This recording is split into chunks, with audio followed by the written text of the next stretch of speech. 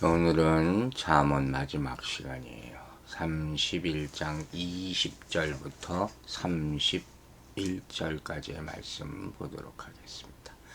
그는 곤고한 자에게 손을 펴며 궁핍한 자를 위하여 손을 내밀며 자기 집 사람들은 다 홍색 옷을 입었으므로 눈이 와도 그는 자기 집 사람들을 위하여 염려하지 아니하며 그는 자기를 위하여 아름다운 이불을 지으며 세마포와 자색 옷을 입으며 그의 남편은 그 땅의 장로들과 함께 성문에 앉으며 사람들의 인정을 받으며 그는 배로 옷을 지어 팔며 띠를 만들어 상인들에게 맡기며 능력과 존귀로 옷을 삼고 후의를 웃으며 입을 열어 지혜를 베풀며 그의 혀로 인애의 법을 말하며 자기의 집안일을 보살피고 게을리 얻은 양식을 먹지 아니하나니 그의 자식들은 일어나 감사하며 그의 남편은 칭찬하기를 덕행 있는 여자가 많으나 그대는 모든 여자보다 뛰어나다 하느니라.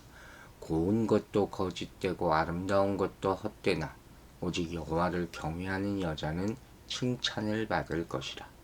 그 손의 열매가 그에게로 돌아갈 것이요 그 행한 일로 말미암아 성문에서 칭찬을 받으리라. 아멘. 자, 드디어 잠언의 대장정이 끝납니다. 함께 하신 여러분들에게 감사드립니다. 오늘 본문에는 현숙한 여인의 두 번째 특징이 나오죠. 그것이 무엇이냐? 자신과 가족을 존귀하게 만든다. 한 사람의 영향력 참 어마어마하게 크다는 것을 보여주는 그런 내용이겠죠. 이 여인은 자신의 가정만 세우는 것이 아니라 더 나아가서 곤고한 자에게 손을 펴며 궁핍한 자를 위하여 손을 내미는, 즉 구제라고 하는 것이죠. 이것까지 감당하는 그런 여인임을 볼 수가 있는 것이죠. 이 여인은 고통당하는 자, 배고픈 자에게 선을 베푸는 삶을 살아가는 여인이고 자신의 집안 사람들과 자신을 위해서 따뜻하고 아름다운 옷을 마련할 줄 아는 지혜로운 여인이라는 것이죠. 즉 이렇게 단순히 돈을 벌어 잘 먹고 잘 살자 그러기 위해서 부지런히 살아가는 사람들이 있는가 하면 이 여인은 자신과 가족의 따뜻한 겨울옷과 이불을 준비해서 걱정 없이 살 수 있도록 하는, 아주 편하게 만들어주는 것이죠. 그게 지혜다는 거예요. 참, 우리도 이렇게 자기가 맡은 일을 책임지고 부지런히 감당할 뿐만 아니라 주위 사람들에게 덕을 끼치고 선을 행하는 지혜로운 사람이 되어야 할 줄로 믿습니다. 즉, 자신의 욕망만을 성취하기 위해서 일하지 말고 가까이 있는 사람들의 필요를 채우기 위해서도 힘쓸 줄을 알아야 한다는 것이죠. 23절을 보면 지혜로운 여인의 남편에 대한 얘기가 나오고 있어요. 그의 남편은 그 땅의 장로들과 함께 성문에 앉으며 사람들의 인정을 받으며, 이 남편은 사실 1장부터 9장까지 아들로 등장한 사람이거든요. 이 아들은 지금 지혜 여인을 아내로 선택해서 행복한 삶을 살고 있기 때문에 모든 사람에게 존경받는 자로 결론적으로 묘사되는 것이죠. 얼마나 감사한 일입니까? 이제 24절부터 27절까지를 보면 10절에서 23절까지 묘사되었던 지혜로운 여인의 모습을 정리하고 있어요. 뭐라고 나와 있습니까? 배로 옷을 지어 팔고 띠를 만들어 상인들에게 파는 능력이 있는 여인이다. 또 재물만을 추구하는 탐욕스러운 자가 아니라 능력과 존귀로 옷을 입은 자다. 참 좋은 표현이죠. 능력과 존귀로 옷을 입은 자. 높은 사회적 지위와 신분을 의미하는 표현이겠죠. 재물뿐만 아니라 덕이 풍부한 모습. 우리도 이렇게 칭찬받는 모습으로 살아가야 될 줄로 생각이 됩니다. 이제 30장에서는 다른 피조물에게 지혜를 배우라고 하면서 개미가 먹을 것을 여름에 준비하는 모습을 25절에서 언급하지 않았습니까? 이와 같이 현숙한 여인도 눈이 오는 겨울에 대비해서 집안 사람들에게 옷을 지어서 입힐 만큼 지혜롭다고 오늘 본문에서 얘기하고 있지 않습니까? 그러니까 우리가 지혜라는 게 뭐냐? 여러 방면에서 돌볼 줄 알고 살필 줄 아는 게 지혜다는 거예요. 자신도 꾸미고 다른 사람도 돌보고 지금 당장뿐만 아니라 후일을 대비하고 그러지 않는 것이 미련함이고 게으름이고 멸망을 자초하는 길이 될 것이다. 우리 삶이 어떤가 마지막으로 돌아보게 하는 것이죠. 즉 준비하라. 미래를 준비하라. 성경의 가르침이 아니더라도 미래를 준비하는 것이 대책 없이 사는 것보다 지혜로운 것은 분명하지 않겠습니까? 그런데 하나님을 섬기는 성도라면 미래를 대비하는 것에 대해서 보다 넓게 생각해야 한다는 거죠. 즉 다시 재정적인 준비만 해서는 안 된다. 성도가 해야 할 가장 중요한 일은 무엇이냐? 하나님의 뜻에 따라 자비를 베풀고 다른 이들을 존귀하게 만드는 것. 내가 존귀하게 되는 것뿐만 아니라 타인의 삶을 생각하는 것. 이것이라는 거예요. 자신의 미래를 위해서 악착같이 외적인 것만 준비하면 도리어 멸망의 길에 들어설 수 있다고 성경은 경고합니다. 왜? 하나님이 보고 계시기 때문에. 다른 이들을 높이는 지혜로운 사람을 하나님이 높여주시는 것. 그게 지혜의 방법이다는 것이죠. 그래서 26절에는 이 여인을 지혜의 교사라 이렇게 표현하고 있어요.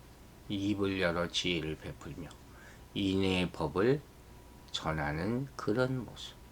1장부터 9장에 묘사된 그 여인의 모습을 다시 한번 연상하게 되는 것이죠. 27절에는 이 여인을 집안일을 보살피고 게을 얻은 양식을 먹지 않는 모습으로 묘사하고 있죠. 게을리 얻은 양식을 먹지 않는다. 참. 28절부터 31절 보면 지혜로운 여인에 대한 4가지 찬사가 마지막으로 나옵니다. 첫 번째는 자식들의 찬사죠. 자식을 얼마나 감사한다. 자식들에게 감사를 받는다는 것. 자식들이 진심으로 어머니께 감사한다는 게 이게 진짜겠죠. 두 번째 찬사는 남편의 찬사. 남편에게 칭찬받는 여인, 복된 여인이겠죠. 모든 여인 가운데 가장 뛰어난 여인 이렇게 표현하고 있어요. 세 번째는 여호와 하나님의 칭찬이죠. 30절은 여호와를 경외하는 여인에 대한 상급에 대해서 언급하고 있어요.